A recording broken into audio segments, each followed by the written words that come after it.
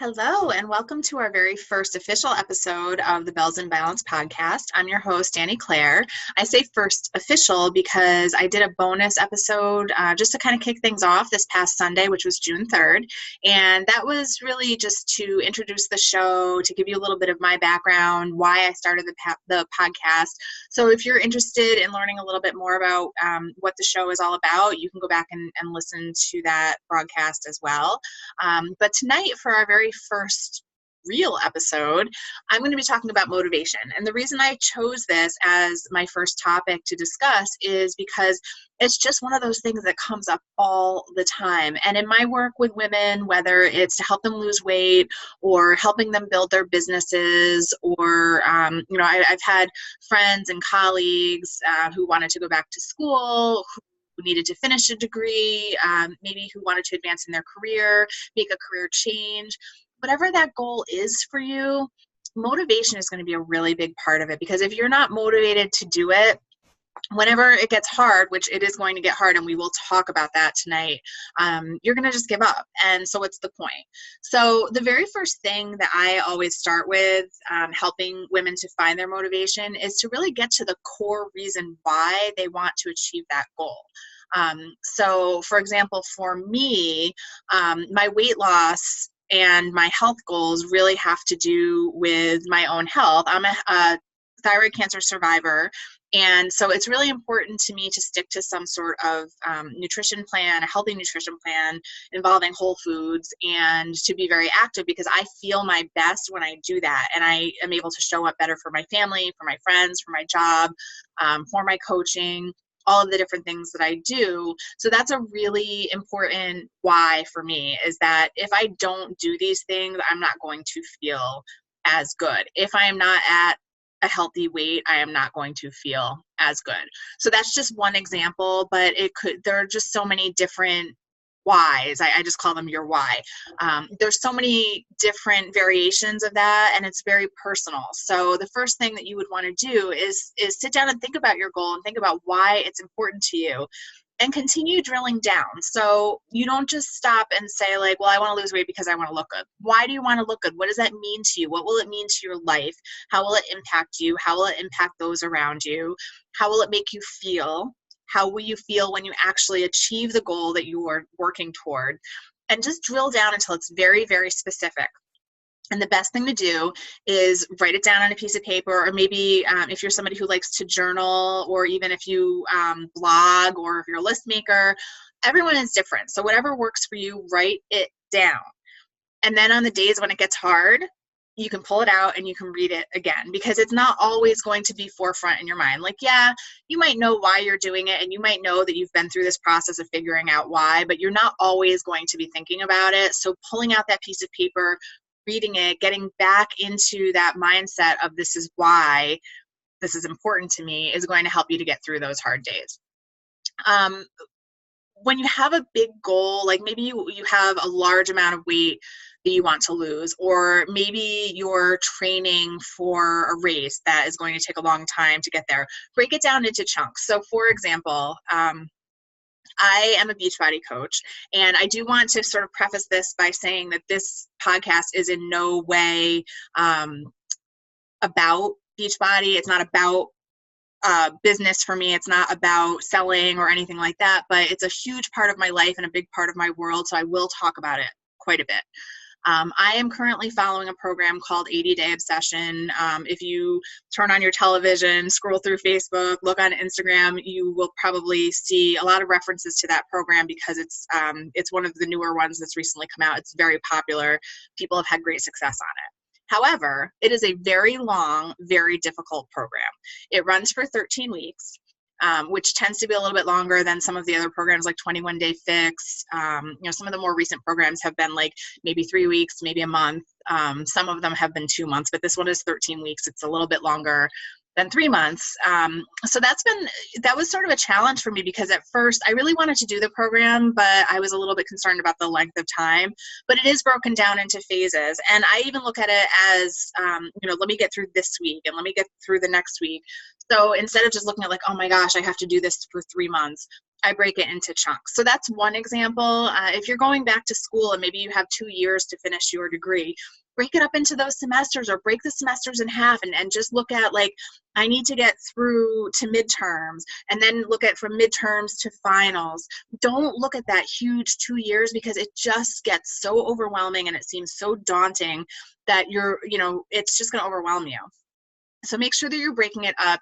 Scheduling things really is very helpful when you're reaching a goal, and not just scheduling like the time, but scheduling out the actions, because without any type of action, you're never going to reach that goal. You actually have to take the steps. So plan it out. Sometimes it's going to be planned out for you. So for example, the program that I'm doing right now, it's all planned out for me. I know exactly what I need to eat, when I need to eat it. I know what my workouts are each day, and I know the length of time. It might be, if you're building your own business, you might have to do that for yourself. If you don't have like some sort of template or business coach helping you, you're going to have to plan that out for yourself. But make sure that you do that, because it really does make a huge difference in just keeping you going and keeping you motivated to look at that schedule and say, okay, today I need to do this. Tomorrow I need to do this. So that's really huge. You want to find a support system, guys. So again, with what I do, I have a huge community of people who are doing similar programs, similar exercises, eating in the same way. We share recipes, we share support, we share accountability, we share pictures with each other, we tell our stories, and that is tremendously helpful. My family and my friends are very, very supportive of everything that I do. I'm always doing different things. I mean, this podcast is a great example. I've just started this recently. My husband has been very supportive of that. I've been telling my friends have been very excited. Many of them have agreed to come on the show and be interviewed. And that it helps so much. If you can't find people who are supporting what you're trying to do, you need to try harder, because there will be somebody. It might just be a matter of finding a group on Facebook who does the same thing that you do, or is interested in the same things that you do. Unfortunately, sometimes our family and friends are not the most supportive people, and you might have to take a step back and reevaluate that. But in the meantime, if it's something that's really important to you, you need to make sure that you share that with your friends and family. If they're still not on board, go out and find people who are. There are networking groups for all kinds of different hobbies and businesses and interests. Meetup.com is a great resource that you can go on and find clubs and groups and activities for people who have similar interests and similar goals. And, if you're going to school, I mean, you can get to know some of your classmates, maybe set up a study group. There are lots of different things that you can do, but it's very, very important to have that support system. You should never be working towards a goal on your own. Another really great tip, and I live near the airport, so if you can hear the planes, I apologize. There's nothing I can do about it, but you may hear them from time to time. But if you feel like you're doing this alone, you do need to find other people to support you. And one of the things that was always very helpful to me was sharing my goals on social media. Obviously I share with my friends and family in private, face to face, but when you have a goal and you put it out there on Facebook, people remember, and not just Facebook, any type of social media. I just happen to be more active on Facebook, so I usually say Facebook. But if you share it, people are going to know that you're working towards that goal, and they're going to check in with you. They're going to encourage you. And once you make it, like they call it Facebook official, once you do that, you're kind of like holding yourself accountable, saying like, I'm going to do this, and now I need to do it because I announced it to the world. So that can be helpful as well. You want to make the actions that I talked about, you want to make those habits. So again, for example, if you are working on losing weight, you want to get into the habit of, preparing your meals, eating healthy foods, getting into some sort of exercise routine. And it doesn't have to be the home workouts like I do. Maybe, set up time to walk every day on your lunch hour at work or after work. For me, my whole routine is that I prepare my meals usually on the weekends, and then sometimes if I start to like run out, I might do like Wednesday or Thursday, I might prepare some stuff, and I have a lot of meals that are just ready to go in my fridge that I can take out, heat up, and I'm good to go.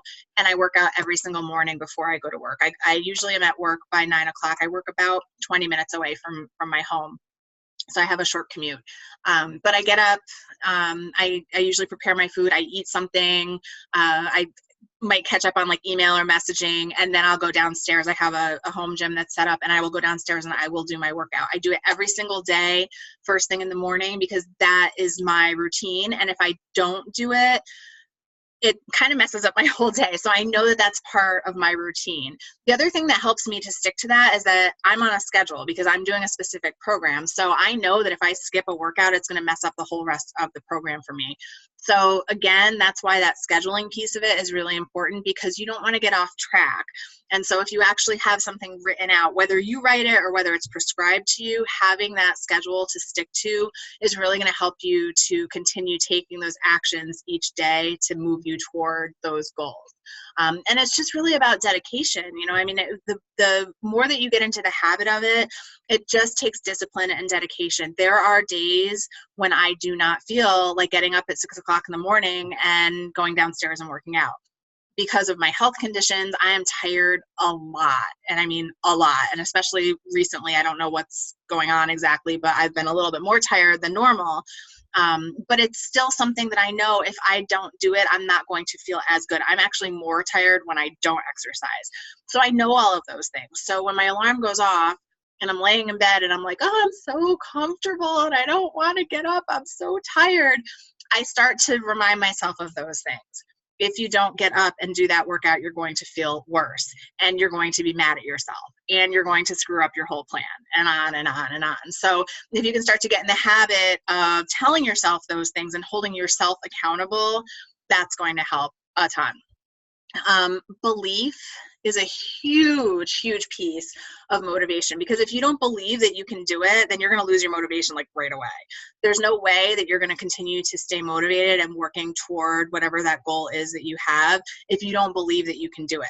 If you don't believe that it can be achieved, if you don't believe in the process, if you don't believe in the outcome, you need to believe in every single piece of it. So if I didn't believe in the program that I'm doing, I probably would have quit already. I'm almost 6 weeks in. If I didn't believe that I was going to, lose weight, lose inches, feel better, get stronger, all of those things that I am anticipating will happen from doing a program like this, I wouldn't do it. So again, if you have any type of goal, you need to make sure that you believe in all of it. The hardest thing sometimes is to believe in yourself. And that's where personal development really comes in. You have to work on yourself.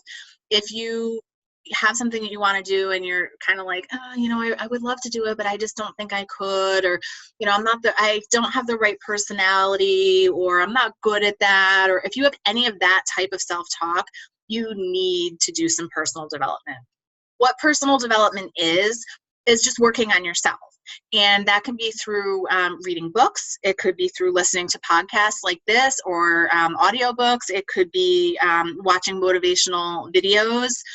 You can do it for free. You can go on YouTube and look things up and just watch on topics that are relevant to you. But you really need to work on believing in yourself, because you're never going to get anywhere if you don't. And I can say that firsthand. I mean, I struggled with confidence. I still struggle with it quite a bit, but I do continue to work on myself. We're all a work in progress. It's something that it just constantly needs to be fed. So if you keep putting off a big goal because you're not sure of yourself, definitely find something that is going to help to work on your self-confidence. There are tons of seminars and webinars. There's so many different opportunities for you to work on yourself that there's really no reason not to. And, you don't want to stay stuck. If you're not happy where you are, you need to do something different, and you need to find something that means something to you, some sort of goal that is going to, really excite you and really give you meaning.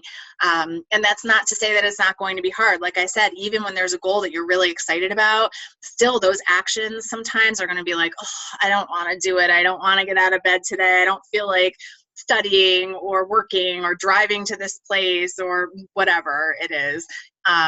You need to be able to find that motivation, but it's really not going to start until you believe in yourself. Um, the last thing that I just wanted to touch on is that we all have obstacles that we need to overcome. That has really tended to be the focus of the interviews that I'm doing for the podcast.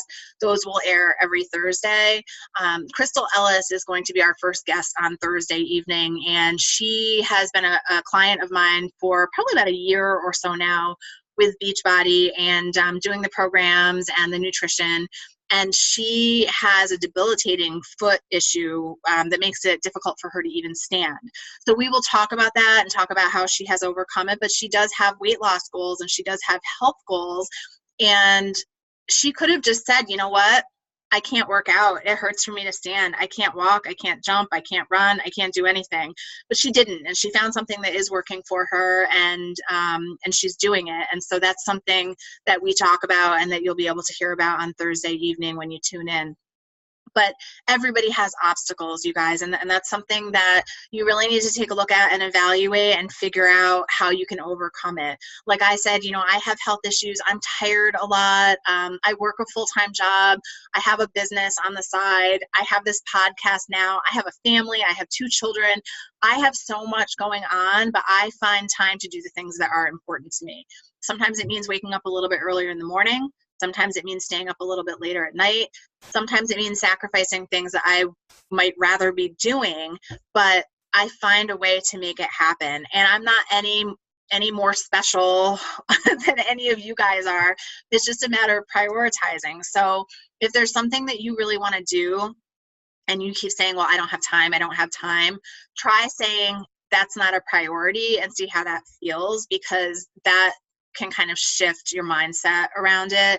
If I were to say, like, I really don't have time to work out, and then I change it to, working out is not a priority to me. Well, that's not true. It's a huge priority to me. And that is why I find the time and make the time to do it.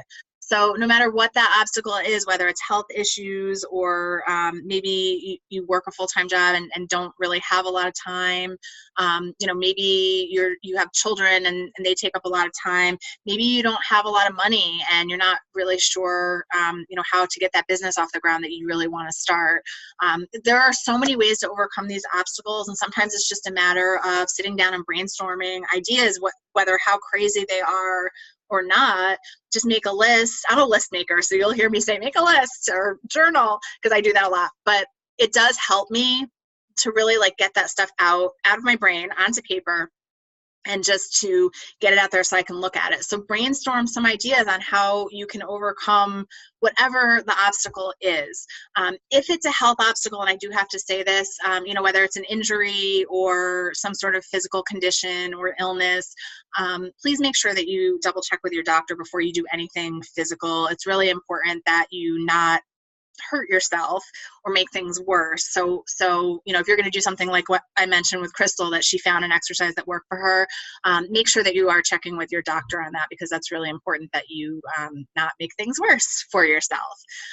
So that is basically all I have on motivation. This stuff comes up so much, and I know that it's tough. It's something I've been talking to. I have a son who's 18. He's graduating from high school in a couple of weeks, which is so crazy that he's graduating soon.